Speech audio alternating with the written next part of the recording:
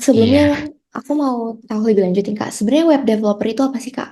web developer itu adalah orang yang membuat suatu website dari fungsi, menganalisa sistemnya segala macam, analisa sistem, sampai penerapan bagaimana website itu bisa berjalan dan bisa digunakan oleh orang banyak.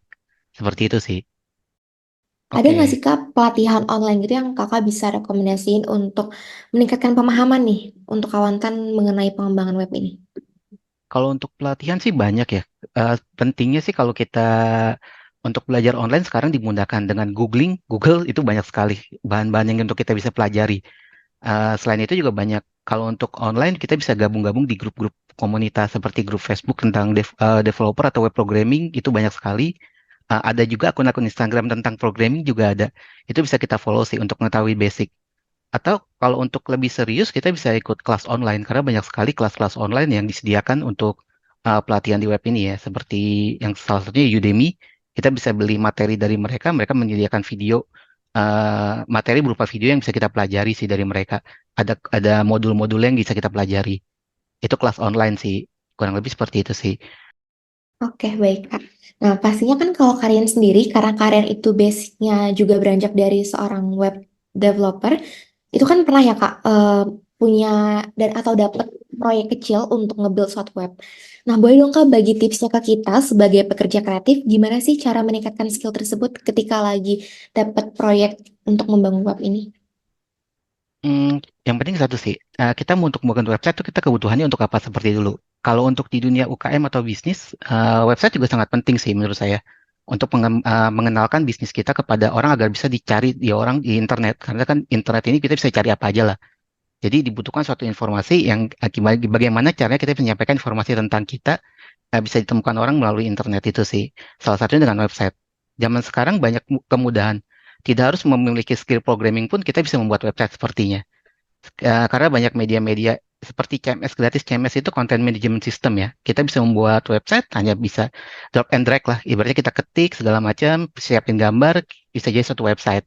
Menggunakan, contohnya bisa menggunakan WordPress, itu CMS banyak yang sekali menggunakan ya. Kemudian bisa menggunakan Wix juga, dia juga sama CMS gratisan juga yang kita bisa gunakan.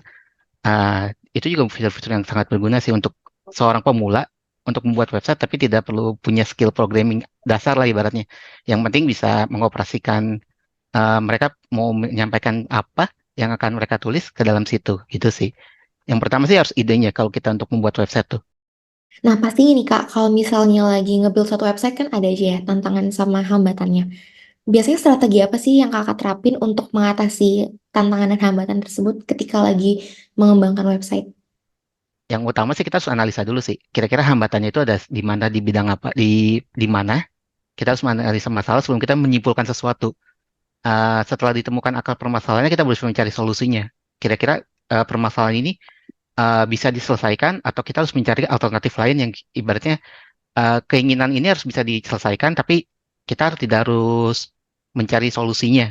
Kita harus menemukan solusinya dari masalah itu. Semua harus bisa diselesaikan. Tidak ada yang tidak bisa diselesaikan untuk seorang developer.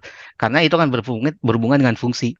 Jika benar-benar fungsi itu fatal, kita harus mencari solusi lain yang kira-kira possible lah untuk bisa diterapkan agar suatu sistem ini bisa berjalan normal sih. Kurang lebih seperti itu sih. Kalau misalnya udah selesai untuk mendevelop suatu website itu, kalau dari kalian sendiri nih, itu punya nggak sih biasanya web developer tuh memiliki layanan pemeliharaan nggak sih Kak? Untuk biasa kan ada maintenance-nya kan, kayak Mm-mm. garansi gitu. Oh, tentu, kalau seorang web developer harus bisa memastikan sistem itu berjalan dan tidak ada kode error sih. Jadi selama website itu sudah masuk tahap production atau di deploy, developer tuh selalu memastikan semua fungsi dan fiturnya itu berjalan normal. Tidak, maksudnya tidak lepas tangan. Oh, website ini sudah selesai dan mereka sudah dipublish dan tugas developer selesai. Tidak, mereka harus memantau terus semua sistem itu berjalan normal secara keseluruhan dan menerima maintenance tuh karena namanya suatu sistem tuh pasti harus ada pengembangan sih akan pengembangan sesuai dengan kebutuhan. Biasanya sih web developer yang membangun dari awal itu lebih mudah untuk mengembangkan sistem yang mereka rancang sendiri dibanding suatu website sudah jadi dan harus dikembangkan lagi dan meng-hire atau mencari developer baru itu lebih sulit karena developer baru harus mempelajari secara struktur sistem yang udah ada ini akan membutuhkan waktu lebih lama sih. Kalau yang developer yang membangun mereka sudah tahu. mengembangkan ini akan kemana arahnya, seperti itu.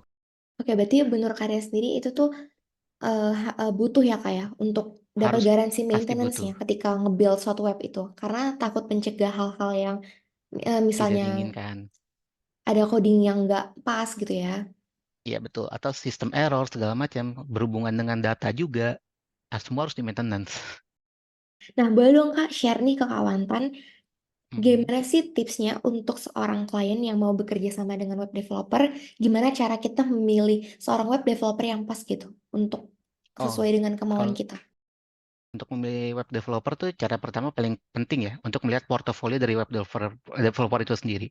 Proyek apa aja yang sudah mereka kerjakan, website apa aja yang sudah mereka kerjakan, dan bagaimana sudah berapa lama website itu dipegang sama si developer ini. Apakah masih berjalan terus, kestabilannya seperti apa. Yang kedua adalah komunikasi sih. Untuk awal kita mencari web developer kita harus komunikasi dengan web developer itu. Kita harus menyampaikan keinginan kita. Atau ibaratnya kita mau bilang ke developer itu kita mau bikin suatu website seperti apa. Apakah si web developer itu menangkap keinginan yang kita mau seperti itu sih. Kemudian ada garansinya itu kita harus menanyakan bagaimana setelah website ini selesai, apakah ada jaminan kalau ada error tiba-tiba ada bug segala macam, bagaimana penyelesaiannya? Apakah masih ditanggung atau nanti ada biaya lain-lain atau gimana? Seperti itu sih harus dipastikan di awal semuanya. Ya, berarti menurut Karya sendiri untuk portofolio itu penting ya kayak untuk kita Sangat penting. mengetahui gitu ya gimana sih sebenarnya tipe web developer ini gitu apakah cocok dengan desain yang kita inginkan dengan yang kita mau gitu ya Ya, Kak ya. karena dari Oke, sana kita bisa menilai sih kemampuan si web developernya ini. oke baik. Kak. Berarti aku bisa simpulin kalau seorang web developer itu punya skill yang beda-beda karena seperti yang tadi Karen udah bilang, web developer itu sendiri punya tiga bagian yang berbeda. Itu ada Ya, front end, ada back end, dan tadi satu lagi tuh ada apa Kak? Sorry. full stack developer. Full stack developer, oke. Dan juga buat milih suatu seorang jasa web developer itu butuh portofolionya juga gitu untuk kita tahu lebih lanjut ya Kak ya. Sebenarnya pas Iya atau betul. enggak gitu. Untuk menilai sih.